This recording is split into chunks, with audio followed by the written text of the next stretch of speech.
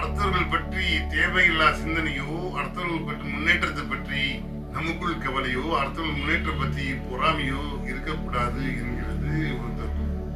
நம்மை பற்றி தான் நாம் சிந்திக்க வேண்டும். அடுத்தவர்களை பற்றி நாம் சிந்திக்க கூடாது. அவருடைய ஆற்றல், அவனுடைய உயர்வு, அவருடைய வளர்ச்சி எல்லாம் அவரவரது உழைப்பில் கேட்ட கிடைத்து விடும்.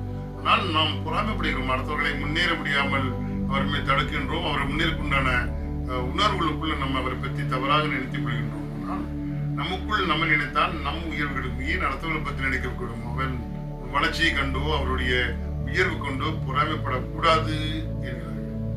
ஒரு முறை ஒரு மாநாடு நடந்தது. அந்த மாநாட்டில் நண்டை பற்றி ஒரு முகவர் விளக்கி கொண்டிருந்தார். கண்ணாடி பாட்டில் 3 நாடுகளுடைய நண்டு இருந்தது. அமெரிக்கா, ஜப்பான், இந்தியா என்ற 3 நண்டுகள் கிடந்தது. முதல் பாட்டிலை காமிச்சு, கண்ணாடி பாட்டிலை காமிச்சு அந்த முகவர் சொல்கிறார், இது அமெரிக்கா நண்டு, மிகப்பெரிய மூடி வைத்தால் மிகப்பெரிய வளர்ந்து விடும் என்றார்.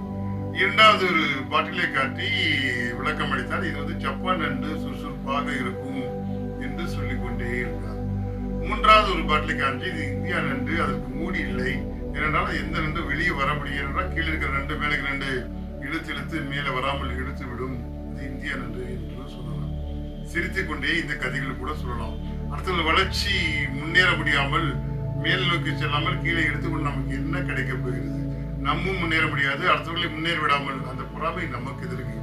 நமக்குள் நாம் உணர்ந்து முன்னேற்றத்துக்கு உண்டான வழியே தேடுங்கள் என்கிறது ஒரு அறிவியல். நாம் யார் என்று உணர வேண்டும். நமக்குள் மிகப்பெரிய அளப்பரிய ஆற்றல் இருக்கிறது. அந்த ஆற்றலை உணர்ந்து கொண்டு அதனோடு பயணித்து வெற்றி பெற வேண்டும்.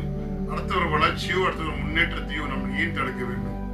நாம உணர்ந்து செயல்படுத்துவோம். இந்த வாழ்க்கை, இந்த ஜனம் நம்மை சந்தோஷமாக வைத்துக்கூடிய ஆற்றலை பெறுவோம். இந்த வாழ்க்கை அழகாக நம்மளை நகர்த்தும். சந்தோஷம்.